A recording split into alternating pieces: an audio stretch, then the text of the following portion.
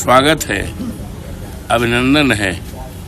हमें अपने महान जनता पर, देवतुल्य मतदाताओं पर यकीन और भरोसा है, जिन्होंने मुझे 9 बार विधायक बनाया, एक बार अभी हाल में 4 जून को सांसद बनाया और एक बार हमारी पत्नी श्रीमती सोना देवी को जिला पंचायत का अध्यक्ष बनाया। और जहां से चुनाव होना है, मिल्कीपुर से, ये यहाँ की महान जनता ने, आदरणीय देवतुल्य मतदाताओं ने हमको 35,000 वोट से जिताया था और फिर जिताया था। लोकसभा का चुनाव भी हुआ है, उसमें भी जिताया है।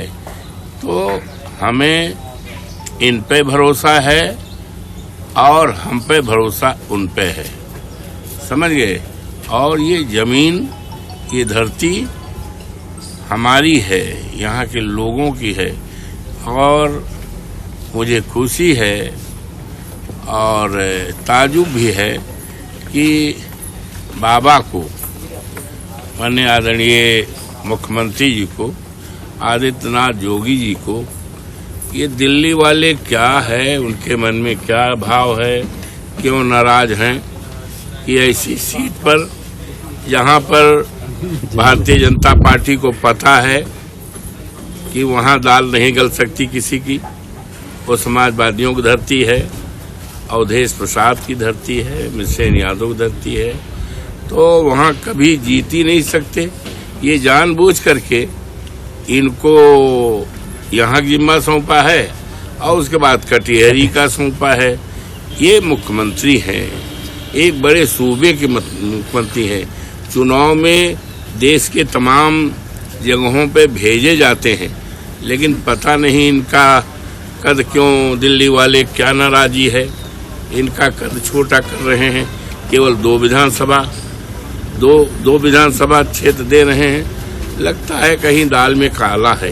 इनके साथ कोई भी, ये दिल्ली वाले बेइंसाफी करने जा रहे हैं और वही आधार मानेंगे चुनाव, क्योंकि ये चुनाव तो जग जाहिर है कि हम जीतेंगे। यहाँ जीते हैं भी, ये जीतेंगे, जीतते रहे हैं। तो यहाँ तो कोई दुनिया की ताकत भारतीय जनता पार्टी को नहीं जिता पाएगी। यूँ तो माननीय योगी जी लगातार लगे हैं। अभी 4 दिन पहले आए थे, 6 दिन अयोध्या में थे, मीटिंग किया, फिर करमडाड़ा में मीटिंग किया और 18 तारीख को ये कुमारगंज में जा रहे हैं। कल 15 अगस्त को हम गए थे, कई स्कूलों में गए थे, हमेशा जाते हैं, परंपरा है। तो कई स्कूलों में ये लोगों ने बताया कि आज यहाँ अधिकारी आए थे और कह गए कि 7 साल के ऊपर जो बच्चे हैं सबको मुख्यमंत्री आ रहे हैं, सबको चलना है हर हालत में, और जो नहीं चलेगा उसकी मान्यता खत्म कर दी जाए। तो स्कूली बच्चों को और योगी जी का वोट के बोरा लेके आवत हैं। बोरा तो हमारा है, हमारी रिश्तेदारी है, नातेदारी है, हमारे लोग हैं और बिरादरी के लोग मेरे साथ हैं। तो यहाँ तो दाल नहीं गलनी है। और मैं स्वागत करता हूँ। आज अगर चुनाव घोषणा होती है तो बहुत अच्छा है। हम तो चुनाव के लिए तैयार बैठे हैं, सब लोग हमारे तैयार बैठे हैं। कल पोलिंग करा दिए, कल करा दें, कल सब बैठता। हम लोग चुनाव में नहीं, हम तो हमेशा चुनाव लड़ते हैं, रोज लड़ते हैं। चुनाव जीतने के बाद हमेशा लड़ते हैं। अरे भाई 4 जून को चुनाव हुआ, हम बैठे थोड़े हैं, हम तो लगातार लोगों से मिल रहे हैं, काम कर रहे हैं, सुनवाई कर रहे हैं और हर तरह से उनकी मदद कर रहे हैं। तो इसलिए बढ़िया है, स्वागत है। और आज घोषणा हो जाए तो सबसे बढ़िया आज मुहूर्त भी है हमारे लिए, बहुत बढ़िया है। और योगी बाबा, अरे भाई अभी कल आए, परसों आए थे करमडाड़ा में। यहाँ जरूरत है महंगाई के बारे में नहीं बोले। लाखों लड़कों, हजारों लड़कों बेरोजगार हैं, पर्चा लीक हुआ है, उस पर नहीं बोले। लोगों की रात खेत और खलिहान, खेत में भी तैयार रही है, धान लगाया गया, लेकिन अगर न खेत रखा में तो चल लिए।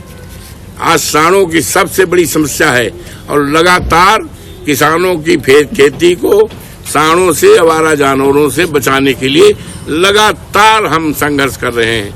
यहाँ कम से कम सैकड़ों बार धरना दिया है, मुख्यालय पे धरना दिया है, ब्लॉकों पे धरना दिया है, और राष्ट्रपति और राज्यपाल को हमेशा मैंने वो दिया है।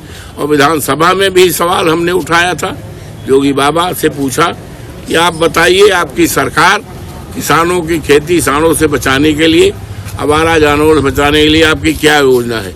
कुछ नहीं बता पाए। उनके अध्या मंत्री खड़े हुए, अरे योगी बाबा ने गौशालाओं का निर्माण कर दिया। हमने कहा गौशालाओं की तो और हालत खराब है, गायें पानी बगैर मर रही हैं, वो तार बगैर मर रही हैं, चरहा बगैर मर रही हैं, दवाई बगैर मर रही हैं। ये तो और खराब व्यवस्था है, कुछ बता नहीं पाए। तो आज उनके वो बात करते हैं बांग्लादेश की, आज उनको चिंता बांग्लादेश की है, अवधेश को चिंता है मिल्कीपुर की, विकास की, सम्मान की, रोजगार की, सांडों को हटाने की चिंता है, अयोध्या के विकास की चिंता है, प्रदेश के विकास की चिंता है। माननीय अखिलेश यादव जी को वो देश के विकास की चिंता है। हमारे योगी बाबा को चिंता है बांग्लादेश की।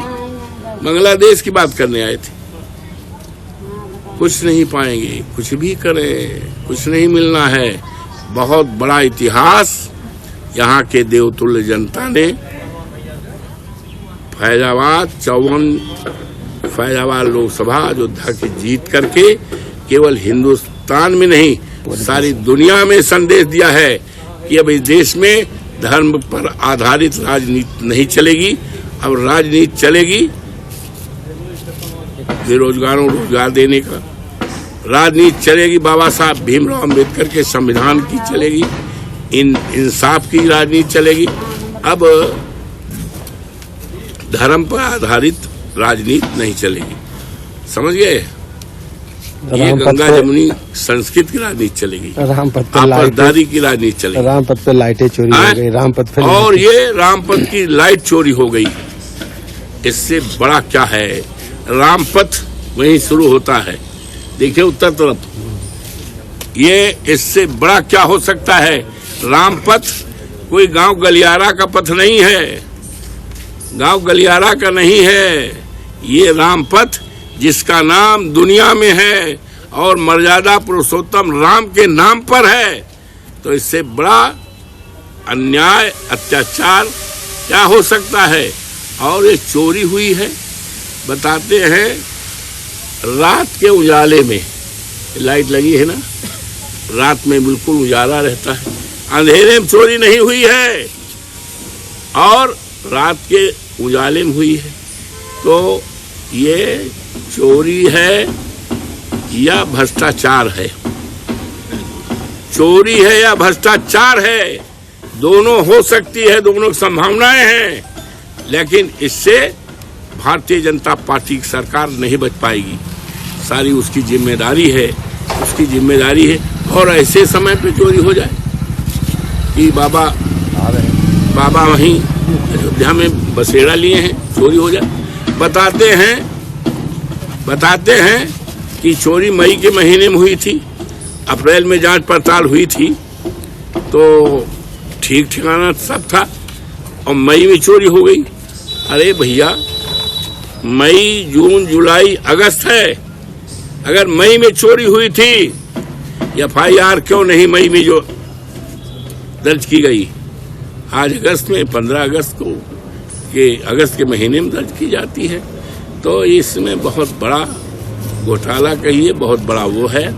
और भारतीय जनता पार्टी की कानून व्यवस्था कितनी खराब है कि भगवान राम के पथ के जो लाइट लगी थी वका ये नहीं बचा सकते हैं, तो देश की जनता को कैसे, प्रदेश की जनता को कैसे? ये सरकार का इकबाल खत्म है, पूरी तरह से खत्म है, कानून व्यवस्था ध्वस्त है। और राम के पथ पर जो लाइट लगी है, ये चोरी है तो और भ्रष्टाचार है तो सरकार पूरी तरह से 100% जिम्मेदार है। वो जिम्मेदारी से अपने को अलग नहीं कर पाई। इसकी बड़ी जबरदस्त जांच होनी चाहिए और 48 घंटे के अंदर जो भी दोषी हैं उनके खिलाफ कार्रवाई होनी चाहिए, नहीं हम सत्याग्रह चलेंगे। मुझे अपना सेवक बनाया है, अपना चौकीदार बनाया है। तो चौकीदार तो हम नहीं कह सकते भाई, चौकीदार तो हमारे प्रधानमंत्री जी कहते हैं, तो नकल हो जाएगी।